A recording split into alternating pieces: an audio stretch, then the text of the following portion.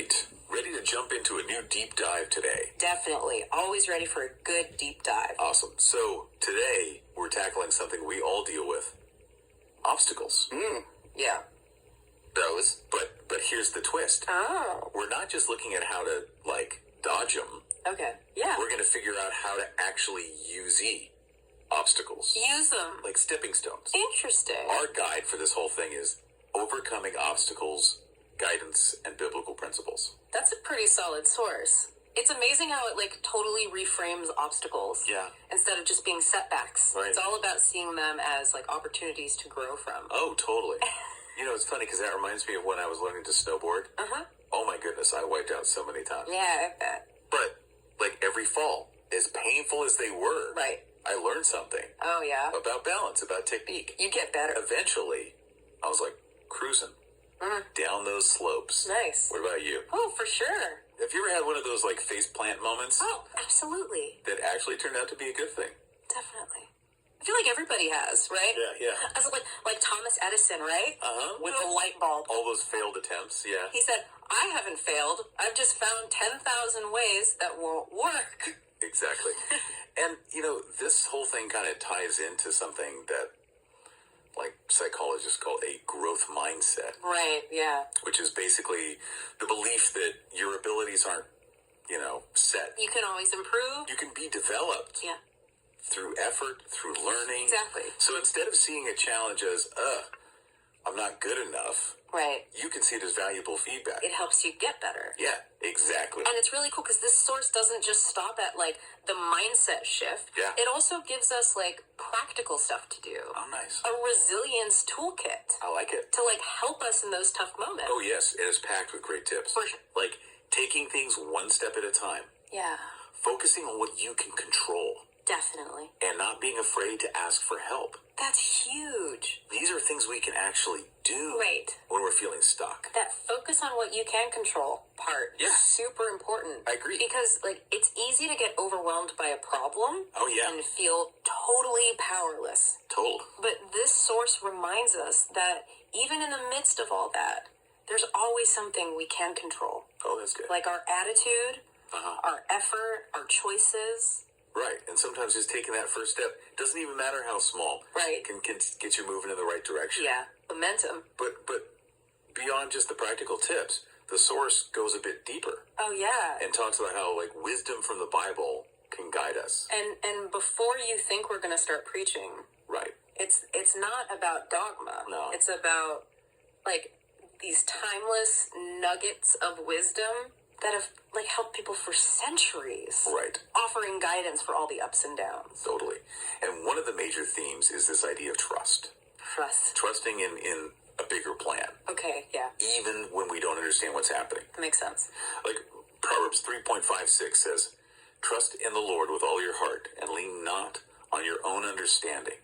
In all your ways, submit to him, and he will make your paths straight."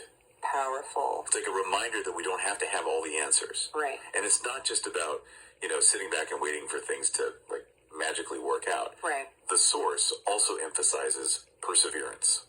This idea of pushing through challenges. Yeah. Not giving up, even when things get tough. And the Bible actually touches on this idea of building mental toughness. Yeah. James 1.24 talks about how the testing of your faith produces perseverance. Right. It's a reminder that the difficult times, Yeah. they can actually make us stronger. Absolutely. And speaking of strength, the source also reminds us that we don't have to go it alone. Oh, good point. It emphasizes seeking support Okay. from our human community and a higher power. I like that, both. That's where a verse 2 Corinthians 12.9-10 comes in, right? Yeah. But he said to me, "My grace is sufficient for you, for my power is made perfect in weakness. Therefore, I will boast all the more gladly about my weaknesses, so that Christ's power may rest on me." Wow. So beautiful. It reminds us that even in our weakest moments, there's a strength beyond our own. That's great. So how do we actually apply these principles to everyday obstacles? Yeah, that's the real question, right? It's one thing to read those verses, but another to actually live them out. Totally. So let's say you're facing a tough decision. Okay. And you're just consumed by a worry. Happens all the time.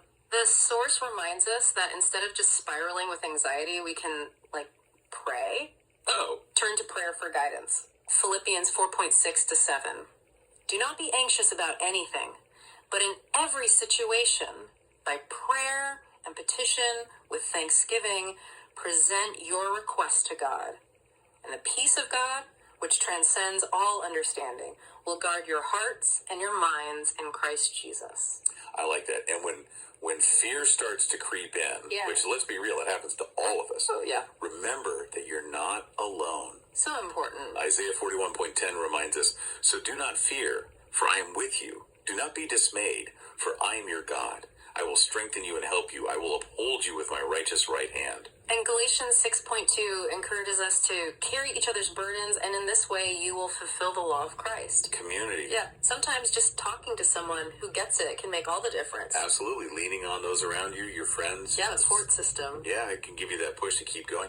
So, as we wrap up our deep dive here, Yeah. the key message is that obstacles are inevitable, Definitely. but they don't have to define us. Oh, absolutely. With the right tools, the right perspective, Yeah. obstacles can become like catalysts Oh, I like that. for growth, resilience, Yeah. even deeper faith. It's about transforming those roadblocks Yes. into stepping stones. Love that image. Me too. And it leads me to one final question, something to ponder. Right? The source leaves us with this verse from Romans 8:28. And we know that in all things, God works for the good of those who love him, who have been called according to his purpose. What if even your current obstacle is part of a bigger plan, Whoa. leading you somewhere amazing? I like that. Something to think about. Definitely something to think about. And that's a wrap for today. Hope you enjoyed our deep dive. And that you feel ready to face whatever obstacles come your way. Absolutely. See you next time.